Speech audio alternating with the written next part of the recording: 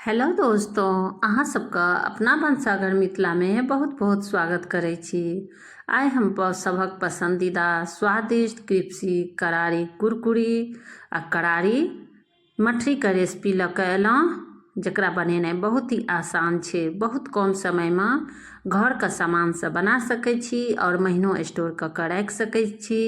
छोटी मोटी भूख हो, बच्चा नमहर सबके पसंदीदा और चायके साथ लऽ सकै छी। चलू दोस्तों, वीडियो में लास्ट तक रहब और बनेनाइ हम स्टार्ट करै छी। एतऽ हम लेलहुँ 1 कप चावलके आटा और एहिमे एकदम ठंडा पानिसँ एकरा हम मिला कऽ राखि देबै, जैसे कि कुछ देर फूलि जेतै। एकदम गरम पानि नहीं लेबै, एतऽ हम ठंडा पानि नॉर्मले पानि लेने छियै और कुछ देर एकरा हम लगभग 5 से 7 मिनट तक ढकि कऽ छोड़ि देबै। तब तक एना हम जारमे लऽ लेबै आधा कपके बराबर छिलका सहित कच्चा मूंगफली यानी चिनिया बादाम।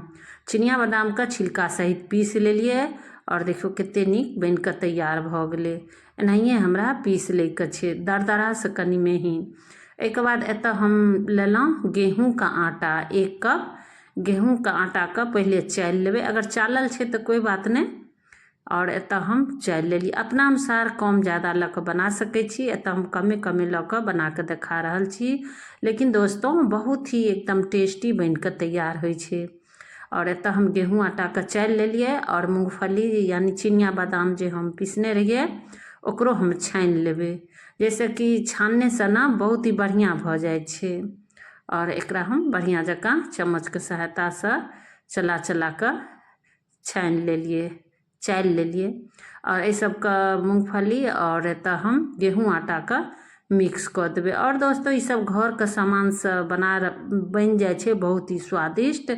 और एक बाद एतऽ हम मोट कुटल लाल मिर्चके लऽ लेलिए और एतऽ हम मरीचके कुटलाहा लऽ लेलिए, दरदरा या पाउडरो लऽ सकै छी। कनि हल्दी पाउडर दऽ देलिए जैसे कि देखैमे पीला लगतै। और एतऽ हम लऽ लेलिए अजवाइन और मंगरैल, जमाइन मंगरैल ई सब पचबैके काम करै छै। और कनि हम लऽ लेलिए आदीके पाउडर, अगर आदी पाउडर नहीं पसंद यऽ तऽ नहियो दऽ सकै छियै। और कस्तूरी मेथी, कस्तूरी मेथी देने से ना बहुत ही स्वादिष्ट बनि कऽ तैयार होइ छै, फ्लेवर बहुत बढ़िया रहै छै। ओहिके बाद कनि हम ऊपरसँ हींग दऽ देलिए और नमक दऽ देलिए स्वाद अनुसार। और एतऽ लऽ लेलिए हम कनि सौंफ कुटल और एक बाद भूजल जीराके पाउडर लऽ कऽ एहि सबके बढ़िया जकाँ मिला देबै। एहिमे ज़्यादा सामानके जरूरत नहीं पड़ै छै, कमे सामान रहै छै लेकिन बहुत ही स्वादिष्ट बनै छै। और एतऽ हम 1 कपके चौथाई भाग 1 से 2 चम्मचो लऽ सकै छी। एतऽ हम रिफाइन तेलके उपयोग केलहुँ, रिफाइन तेल दऽ कऽ एकरा हम बढ़िया जकाँ मिला देबै।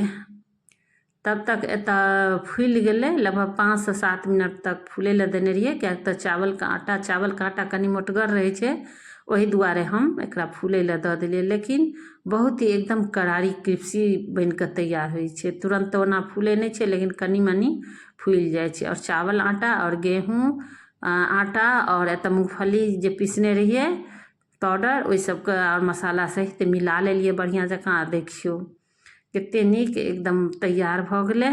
आब एहिमे हम की करबै, नॉर्मल पानी दऽ कऽ एकरा धीरे धीरे कड़गर एकदम कड़ा सानि लेबै। जेना गेहूँ आटा सनै छियै तऽ गेहूँ आटा तऽ कनि मुलायम रहै छै, लेकिन ई ओहिसँ एकदम कड़े एकर तैयार करबै डो। और बहुत ही कम समयमे बनि कऽ तैयार भऽ जाइ छै। और एकरा धीरे धीरे आरामसँ हल्का पानि लऽ कऽ डो तैयार करैके छै। एक साथ ज़्यादा पानि नहीं देबै, नहीं तऽ गीलो होइके संभावना रहै छै। एकरा कुछ देर ढकि देलिए लगभग 7 से 8 मिनट तक। और देखियो कते नीक तैयार भऽ गेलै। आब एकरा फेरो बढ़िया जकाँ मिला कऽ एतऽ छोट छोट लोई हम काटि रहल छी, या अगर इच्छा यऽ तऽ एक साथ बड़ा सा बेल कऽ सकै छी, लेकिन एतऽ हम छोटे छोटे एतऽ लोई बना रहल। छोटे छोट लोई बनेनेसँ एकदम सुविधा होइ छै बनबैमे। और देखियो एनाहिए कऽ कऽ हम लोई बना लेलिए छोटका छोटका। और एतऽ चकला पर हम कनि पहिले तेल लगा देने रहिए। और एकरा बाद एना कोई चौड़ा पेंदीवला गिलास या कटोरी लऽ सकै छी। एतऽ हम छोटका कटोरी लेलिए जकर पेंदी एकदम चौड़ा छै।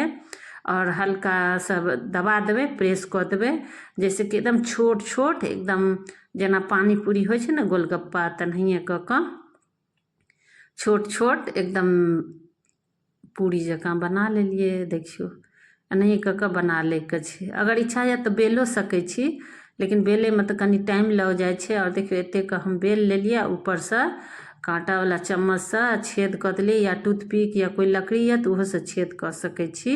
और छेद इएह दुआरे कऽ देलिए जैसे कि फूलतै नहीं, लेकिन क्रिप्सी करारी एकदम कुरकुरी बन कऽ तैयार हेतै। देखियो एनाहिए कऽ कऽ तैयार भऽ गेलै। और एतऽ तेल हम चढ़ा देने छलिए, और तेल ज़्यादा गरममे नहीं देबै, हल्का गरम भऽ जेतै तबे दऽ देबै, किया तऽ ज़्यादा गरममे तुरंत जलि जाइ छै। ओहि दुआरे मीडियम आँच पर एकरा हम फ्राई करबै, तलबै।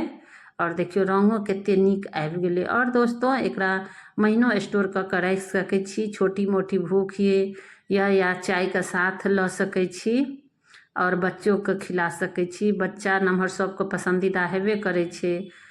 और देखियो, और दोस्तों लाइक शेयर कमेंट जरूर करब। और चैनल पर पहिलुक बेर छी हमर रेसिपी देखै छी दोस्तों, पसंद अबैया, अगर सब्सक्राइब नहीं केने छी तऽ जरूर सब्सक्राइब कऽ लेब। हम जे रेसिपी बनबै छी कोनो बहुत ही एकदम सिंपल रहैया हमर, आ जे बनेने आसान और घर के सामान से हम बना के देखबै छी, जे सब कोई आसानी से बना सकै छी। ओना सब कोई बनेबे करै छथिन, लेकिन दोस्तों हमरो तरीका से एक बेर बना के देखियो, बहुत ही स्वादिष्ट बन के तैयार होइ छै, एकदम क्रिस्पी करारी बन के तैयार होइ छै। देखियो, और एक सबके कुछ देर हम ठंडा होइ लए छोड़ देबै। ठंडा भेला बाद एकरा स्टोर कऽ के राखि सकै छी, महीनों सफरों जा सकै छी। और दोस्तों फेरो हम अगला वीडियो में एक नया रेसिपी लऽ कऽ आयब। धन्यवाद।